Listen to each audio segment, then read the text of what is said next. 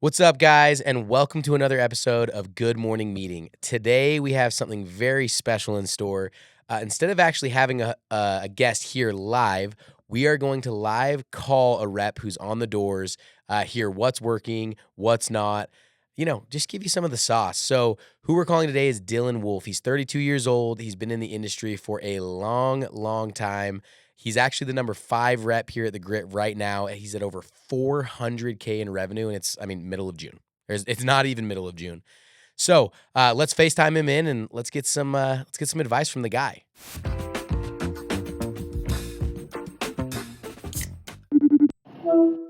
Dillon, what's up, bro?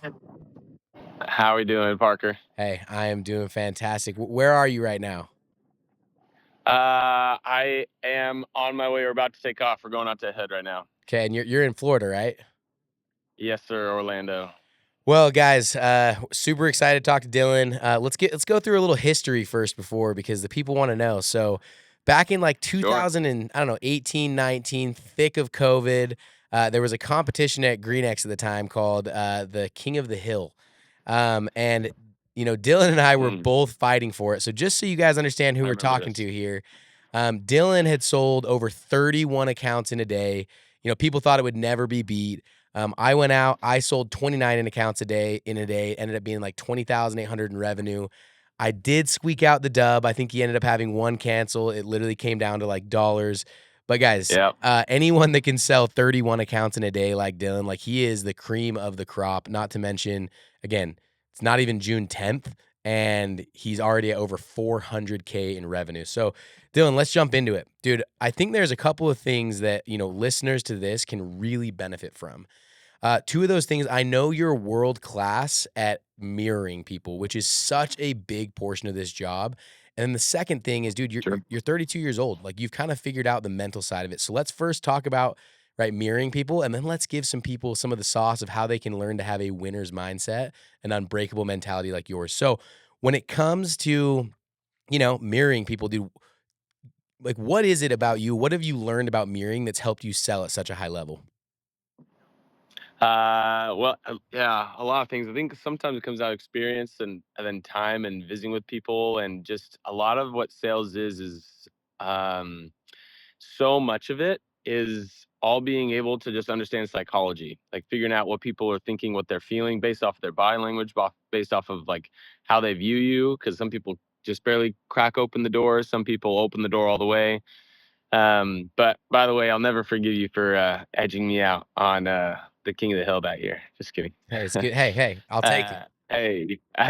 But way to go, you crushed. So yeah, I would say like being able to like know who you're talking to. People like to buy from people that are like them, right? And so if you're talking to somebody who is going to be straight up and straightforward, which a lot of times like you're going to run into people that are really quick, especially like that's a lot of times how it is. And so it's talked about a ton. Is like that no sauce is the sauce, but being able to just be very direct or with people that are very direct, or being able to communicate in a way that makes sense for the person that you're talking to, right? Like, and then their motives are what really matter. So if you can figure out and mirror them, you can figure out what motivates them, right? Like if it's a dude that doesn't really care about bugs, I'm not trying to sell for him. I'm trying to sell for his wife, right? We're talking about why it makes sense for him. And so like the benefits that each person based off of who they are and their type of personality kind of is all about what they think or what matters most to them. Because if it matters to you, that's great.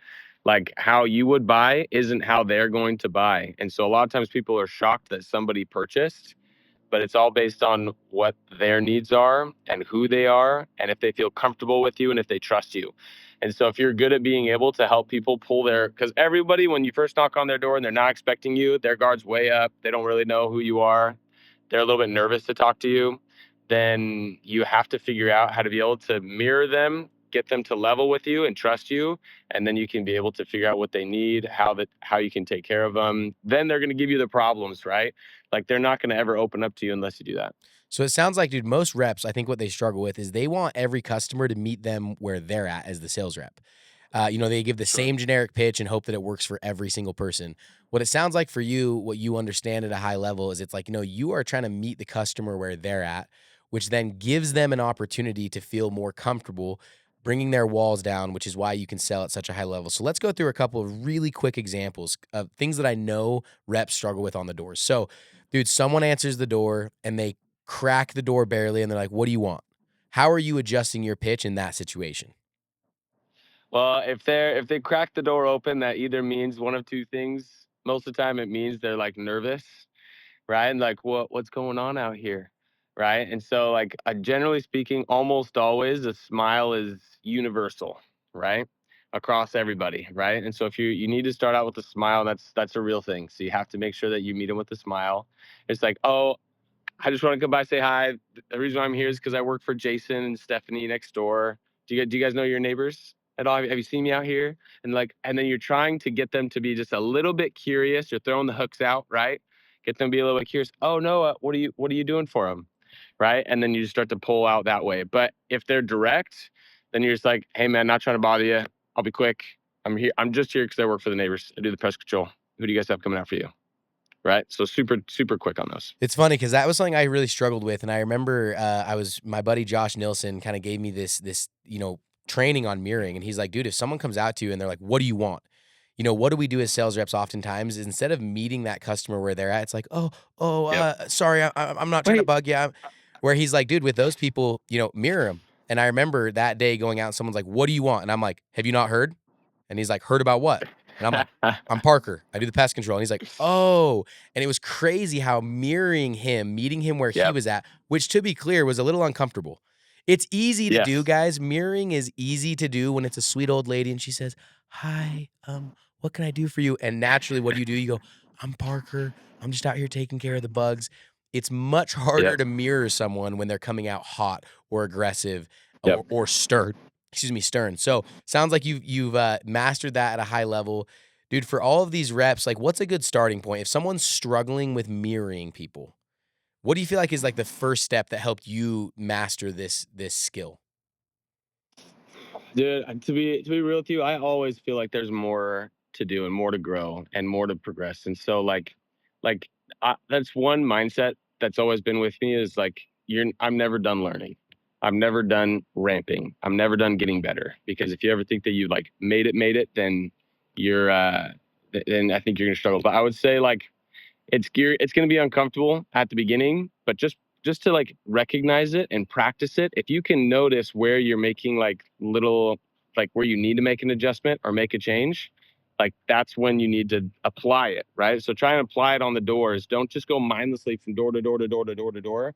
Yes, in a way, it's a numbers game, right? Where you're trying to like talk to more people, but at the same time, I want to make my numbers better, my conversions better, and so apply those little things. Like I'm sure you're going to get these trainings. There's a lot of great people that train on them, but that's called a bull. You know this one, right? That's called a bull, where they just open up. What do you want? Yeah, I'm here because I work for your neighbor. Like, I just do the pest control. Who comes out for you? And then like, oh, do you guys take care of the spiders? Yeah, where are you seeing them? Right? Boom. Then in the backyard. Those are the fastest sales ever. Actually, those are the most fun ones and probably the most sticky ones. Actually, is Agreed. the bulls. But I would say like make sure that you practice it and mirror them like fast, fast, fast. It's going to be a little bit scary with the bulls in particular, but try to mirror them quickly, and you'll be shocked. Like you were saying, you'll be shocked that people will just they mutually want to talk to people who are like them. Yeah. So, guys, if you're listening to this, start today. Go out, get uncomfortable, practice mirroring people. And again, it's not about mirroring the people that are easy to mirror. It's about learning how to mirror people that are hard to mirror. And if you can master that, the amount of sales that are going to fall into your lap are insane. And like Dylan said, I actually think some of those are the easiest sales if you can get past that first hump. Well, guys, I want to talk about 100%. something different now and transition because, guys, anyone who's in this job, you're probably out in market. You're starting to feel a little bit of that, like, holy crap, what did I sign up for? You're starting to feel some of that mental fatigue.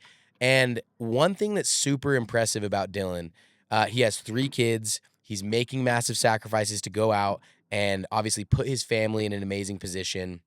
I think he's literally hopping in the tech truck right now. We Guy's a are. dog. He's getting ready to go out and sell. And I know about Dillon is he has mastered the craft or become a student of the craft of the mental side of this game. So for all the reps out there that are just massively struggling, or maybe they want to get that break through that next level of the mental game, to talk us through kind of like the way you view mentality on the doors, excuse me, and has how it has led to the success that you're having. Because, dude, everyone wants to be at 400K by beginning of June. What are you doing that no one else is? Um, I would say this is doing what nobody else is. I would say I'm doing what everybody else is, but just more of it. I spend a lot of time on the doors. I get out earlier than most people. I usually I spend a lot more time trying to make sure that my mind's a garden, right? And so I make sure that myself is prepped. I'm as prepped as possible before the day, during the night, like at night, making sure I go to bed at the right time. But probably my favorite part about the job is the mental side. That's my favorite part about the whole job, is because I call it the mental lab. It's the place where I know I'm growing. It's the place where I know like being stretched. It's the place where I know that I am becoming a better version of myself on the doors every single day. And I actually love that aspect of it. And so a lot of times, like my mindset shifted, and this is because from time and perspective, right? Like I'll give you the quick version of this. Like I remember I used to do construction. We had to leave our tools in buckets of water, and I had to use a chain tong to loosen up these pipes coming up from the ground and working on wells. It was 110 degrees outside. I was getting paid $10 an hour, and I was like that. I was in the real like that was a crazy grind. And this, dude, like if you think this job is hard, like that's how I'm beating you. It's because you think it's hard. I don't think it's hard, right? Like you think it's difficult. I don't think it's difficult, right? And I've trained myself to think, oh, it's only 2 more hours left in the day. No, no, no, no. It's the opposite for me. I only have 2 hours left to get the goals and hit the things that I want to be able to hit, right? And being married to a standard and not to your goal really matters, right? Like it can be overwhelming to look at your goal, right? To do 1.5 or 1.6 million in revenue, right? Or whatever your goal is, right? It can be overwhelming to look at that, but if you can be married to the standard and keep yourself mentally, that is my favorite part about the entire job, is how you can focus up on the mentals, and you can literally change the outcome of your life, not just sales, right? You can change the outcome of your life. Your body and your mind follows your mind. And so I don't think this job's hard, dude. Like I just don't. People think you know what? The people that do think it's hard, I promise you, they're not at the top. For If you sure. think this job's hard, you're not going to be there, right? But if you can think in your mind, like, no, like, I'm super grateful. Brother, we go out every single day. I get on a Segway. I ride to the next door, right? I try to have a good time with them. I try to smile with them. And then eventually, like, try to level with them, bring the walls down. Say, the last person I signed up was mostly dealing with like the ants and the spiders. What's it mostly been for you? Get the bug drop, done, dude. It just is, and I enjoy it. There's gonna be the moments, but it's funny how like people will have the moments where like someone will open up the door, cuss you out, yell at you, scream at you. Bro, that fires me up. It gets me more motivated to go to the next door. I literally like will leave. I'm like, all right, fire me up. Let's go sell the neighbor.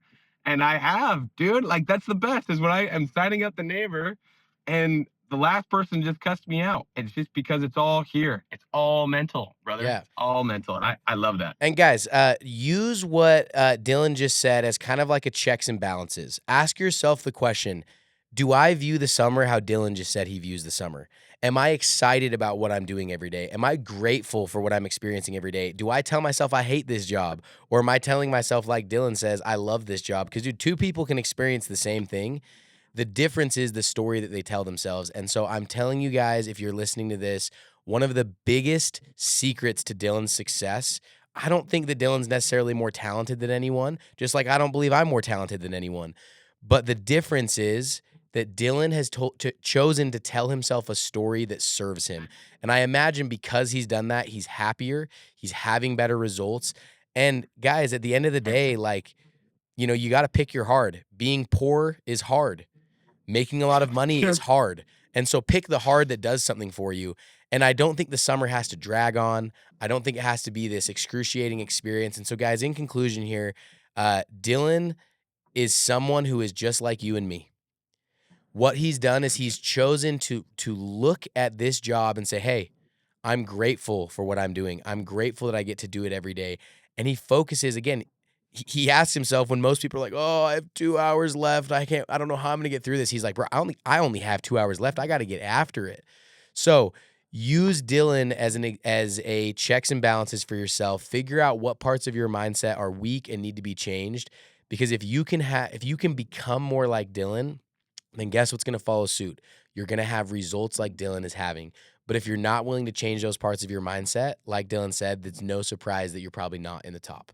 So, guys, this has been an awesome episode. Dillon, thanks for taking time out of your day to give the people what they want. Until next time, guys, we'll see you on the next Good Morning Meeting.